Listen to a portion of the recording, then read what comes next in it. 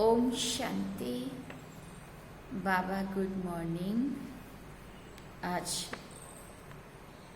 18 अक्टूबर 2020 के महावाक्य हैं। अव्यक्त बाप दादा रिवाइज कोर्स 7 अप्रैल 1986 86 में बाबा ने ये मुरली चलाई थी और सार में बाबा ने कहा, तपस्वी मूर्त, त्याग मूर्त, विधाता ही विश्व राज्याधिकारी। तपस्वी मूर्त, त्याग मूर्त, विधाता ही विश्व राज्य अधिकारी। आज रूहानी शमा अपने रूहानी परवानों को देख रहे हैं। सभी रूहानी परवाने शमा से मिलन मनाने के लिए चारों ओर से पहुंच गए हैं। आज 18 अक्टूबर है और बाबा का आज सीजन का पहला ऑनलाइन बाबा मिलन है। तो आप सभी को समय अनुसार जैसा जैसा समय परिवर्तन हो रहा है, तो अभी आज हम सभी ऑनलाइन बाबा से मिलेंगे। वैसे तो क्या होता था, कुछ लोग मधुबन पहुंचते थे बाबा के सामने, प्रत्यक्ष रूप में डायमंड हॉल में बैठ के मिलन मनाते थे और बाकी वाले सभी ऑनलाइन ही देखते थे। लेकिन अब हम सभी अपने अपने स्थानों पर आज बाबा से मिलन मनाएंगे। तो आज के सीज़न की इस सीज़न के पहले मिलन की आप सभी को बहुत बहुत बधाई हो। यहाँ भी अव्यक्त बाप दादा के महावाक्य हैं। तो बाबा ने कहा, आज सभी परवाने, आज रूहानी शमा अपने रूहानी परवानों को देख रहे हैं। सभी रूहानी परवाने क्षमा से मिलन मनाने के लिए चारों ओर से पहुंच गए हैं। भले हम साकार में नहीं जा सके, लेकिन फरिश्ता रूप में तो सभी का मन वहाँ पे ही है, इसलिए पहुंच गए हैं। रूहानी परवानों का प्यार रूहानी क्षमा जाने और रूहानी परवाने जाने। बाप दादा जानते कि सभी बच्चों के दिल का स्नेह आकर्षण कर इस अलौकिक मेले में सभी को लाया है। ये अलौकिक मेला अलौकिक बच्चे जाने और बाप जाने। दुनिया के लिए ये मेला गुप्त है, उनको नहीं पता है आत्माओं और परमात्मा का मिलन मेला हो रहा है। अगर किसी को कहो रूहानी मेले में जा रहे हैं तो वो क्या समझेंगे? ये मेला सदा के लिए माला माल बनाने वाला है। ये परमात्मा मेला सर्व प्राप्ति स्वरूप बनाने वाला है। बाप दादा सभी बच्चों के दिल के उमंग उत्साह को देख रहे हैं। हर एक के मन में स्नेह के सागर की लहरें लहरा रही हैं।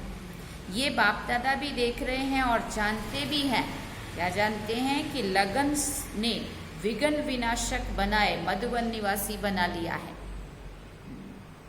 सभी की सब बातें स्नेह में समाप्त हो गई। एवर रेडी की रिहर्सल करके दिखाई। एवर रेडी हो गए हो ना? पूछ रहे हैं बाबा, एवर रेडी हो गए हो ना? ये भी स्वीट ड्रामा का स्वीट पार्ट देख बाप दादा और ब्राह्मण बच्चे हर्षित हो रहे हैं।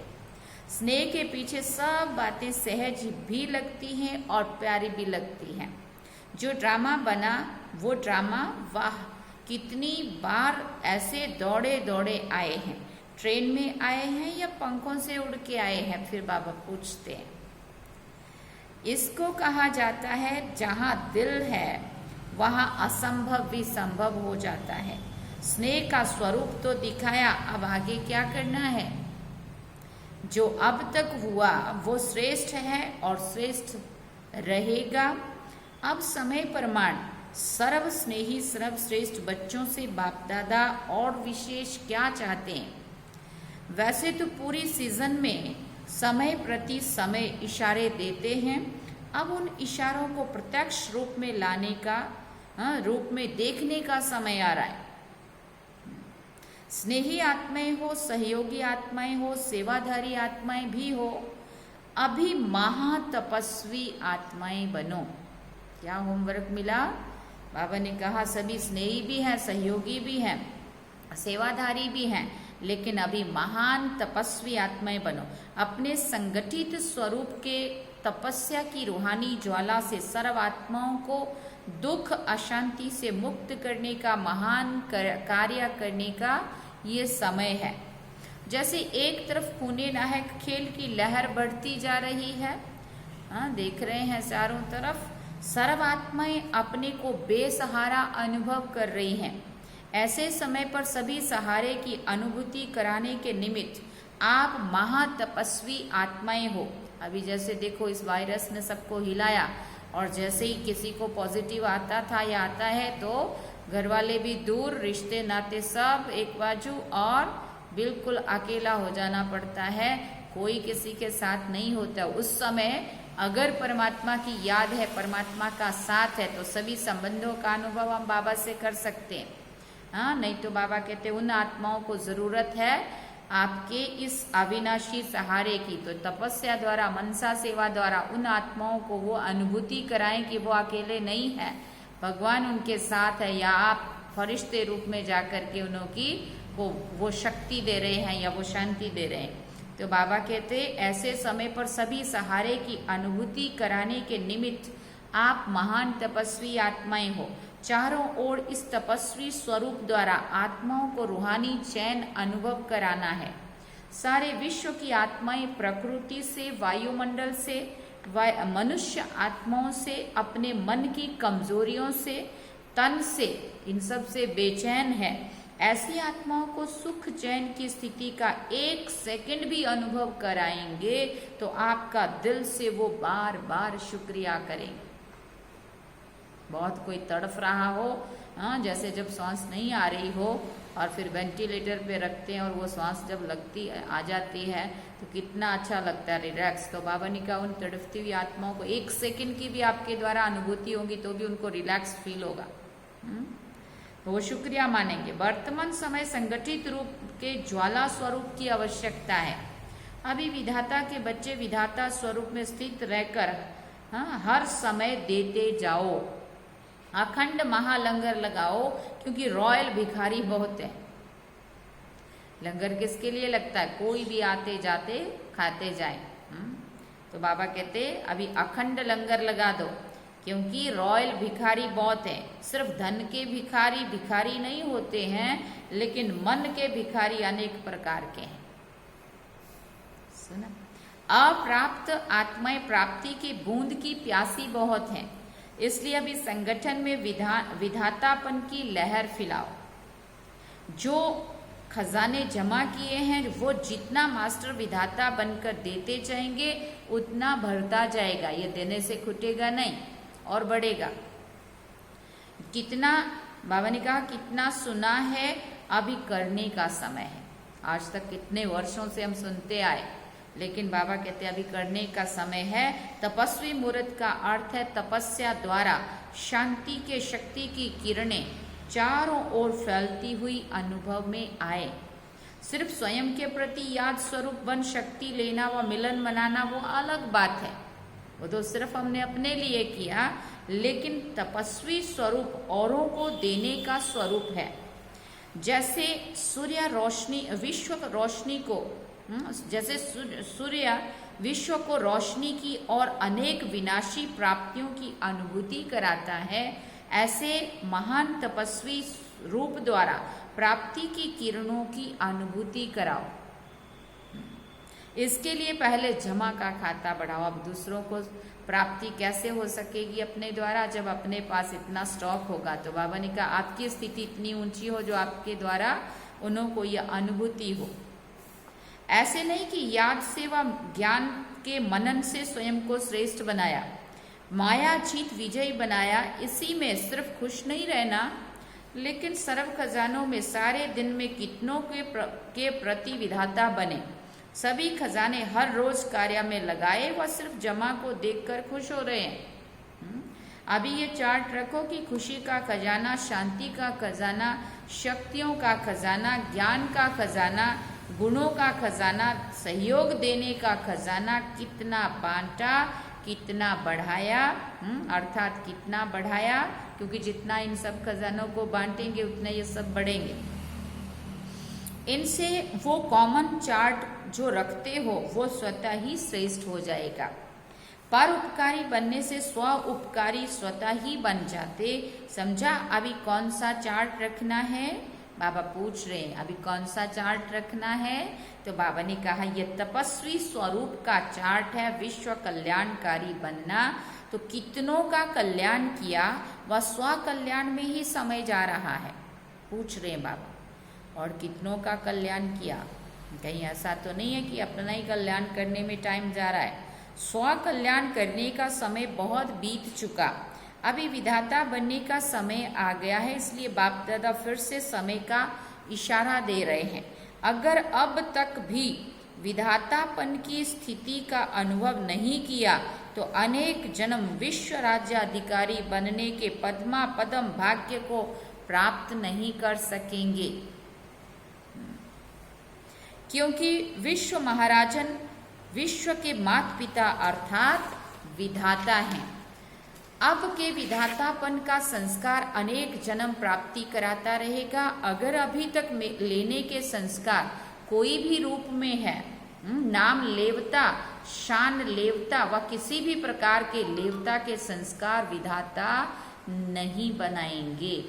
तपस्या स्वरूप अर्थात लेवता के त्याग मूर्त, ना ही हम बाबा से मांगेंगे, ना ही लेने का वो संस्कार नहीं होगा, लेकिन अपने में इतना स्टॉक जमा होगा, अपनी इतनी ऊंची स्थिति होगी जो हमें ऑटोमेटिकली अपने द्वारा दूसरों को वो देने का होगा। तो बाबा ने कहा ये हद के लेवता त्याग मूर्त तपस्वी मूर्त बनने नहीं देगा। इसलिए तपस्वी मूर्त अर्थात हद के इच्छा मात्रम अविद्या स्वरूप, जो लेने का संकल्प करता वो अल्प काल के लिए लेता है लेकिन सदा काल के लिए गंवाता है। इसलिए बाप दादा बार बार इस बात का इशारा दे रहे हैं। तपस्वी स्वरूप में विशेष विघ्न रूप यही अल्प काल की इच्छा है, इसलिए अभी विशेष तपस्या का अभ्यास करना है। समान बनने का यह सबूत देना है। स्नेह का सबूत दिया, यह तो खुशी की बात है। हाँ, स्नेह के सबूत में बाबा ने शुरू में कहा ना कि आप पहुंच गए बाबा से मिलने। अभी तपस्वी मूर्त बनने का सबूत दो, समझा। वैरायटी संस्कार होते हुए भी विधातापन के संस्कार अन्य संस्कारों को दबा देंगे। तो अब इस संस्कार को इमर्ज करो, समझा। जैसे मधुबन में भागकर पहुंच गए हो ना, ऐसे तपस्वी स्थिति की मंजिल की तरफ भी भागो। अच्छा भले पधारे, सभी ऐसे भागे हैं जैसे कि अभी विनाश होना है। जो भी किया, जो भी हुआ बाप दादा को प्रिय है, क्योंकि बच्चे प्रिय हैं। हर एक ने यही सोचा है कि हम जा रहे हैं, लेकिन दूसरे भी आ रहे हैं ये नहीं सोचा। सच्चा कुंभ मेला तो यहाँ लग गया है। अभी अंतिम मिलन, अंतिम टुब्बी देने आए हैं। ये सोचा कि इतने सब जा रहे हैं तो मिलने की विधि कैसी होगी। इस शुद्ध बुद्ध से भी न्यारे हो गए, न स्थान देखा न रिजर्वेशन को देखा। अभी कभी भी ये बहाना नहीं दे सकेंगे कि रिजर्वेशन नहीं मिलती।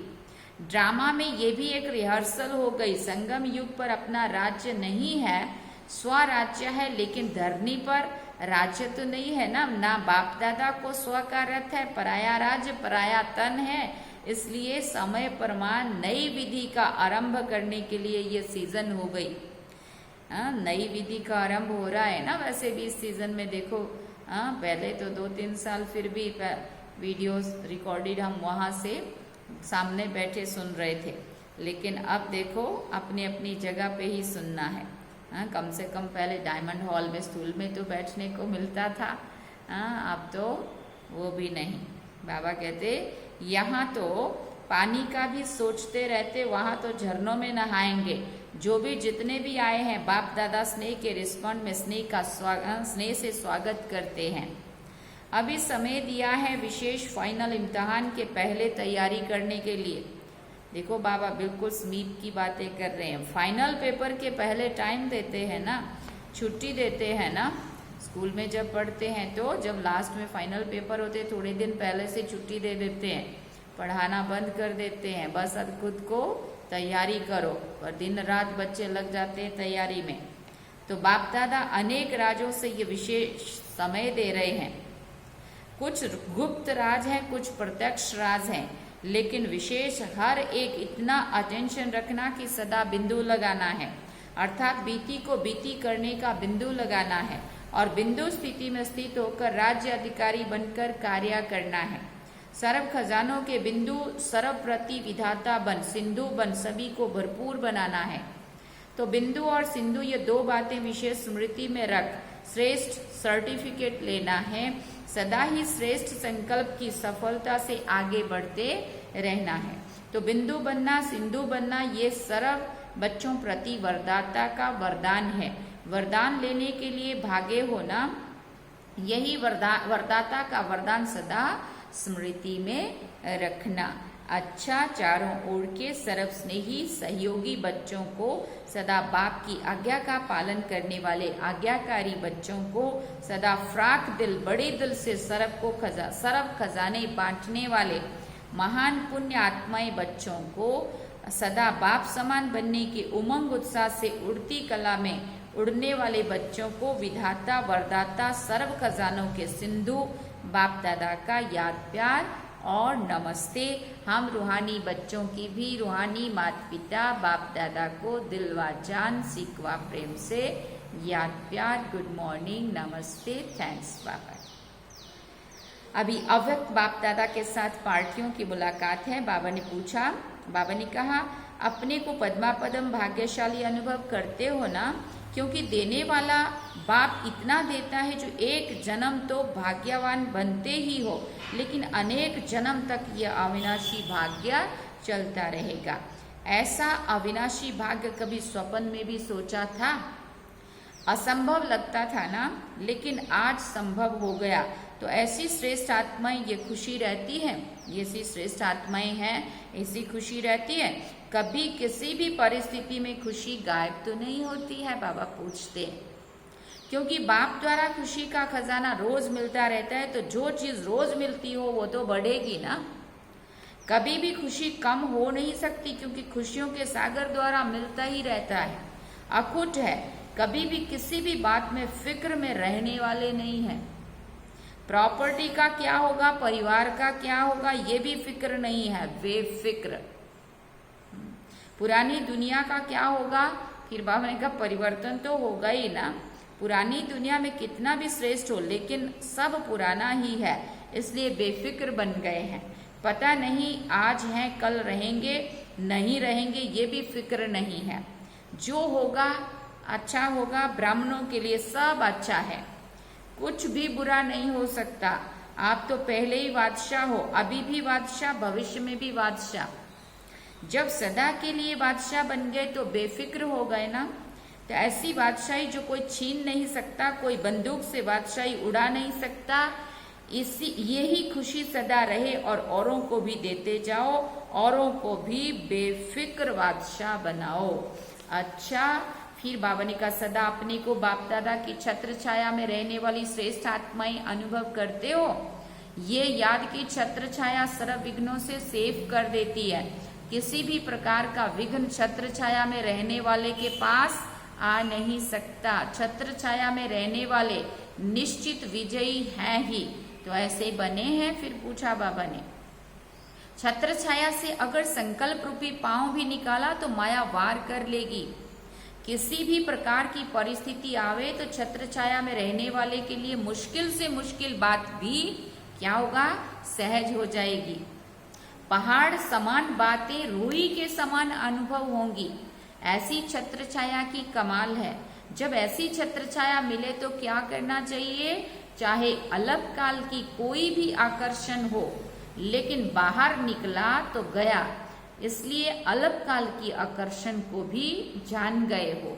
इस आकर्षण से सदा दूर रहना। हद की प्राप्ति तो इस एक जन्म में समाप्त हो गई, बेहद की प्राप्ति तो सदा रहेगी, सदा साथ रहेगी। तो बेहद की प्राप्ति करने वाले अर्थात छत्र छाया में रहने वाले विशेष आत्माएं हैं, साधारण नहीं। ये स्मृति सदा के लिए शक्तिशाली बना देगी। फिर बाबा ने कहा जो सिकिले दे लाडले होते हैं ना, वो छत्र छाया के अंदर ही रहते हैं। याद ही छत्र छाया है। इस छत्र छाया से संकल्प रूपी पांव भी बाहर निकाला तो माया आ जाएगी। ये छत्र छाया माया को सामने नहीं आने देगी। माया की ताकत नहीं है छत्र छाया में आने की। वो सदा माया पर विजयी बन जाते हैं। बच्चा बना अर्थात छत्र छाया में रहना। बच्चा बनना अर्थात छत्र छाया में रहना। ये भी बाप का प्यार है जो सदा बच्चों को छत्र छाया में रखते हैं। तो यही विशेष वरदान याद रखना कि लाडले बन गए, छत्र छाया मिल गई, ये वरदान सदा आगे बढ़ाता रहेगा। फिर विदाई के समय बाबा ने बात की, सभी ने जागरण किया।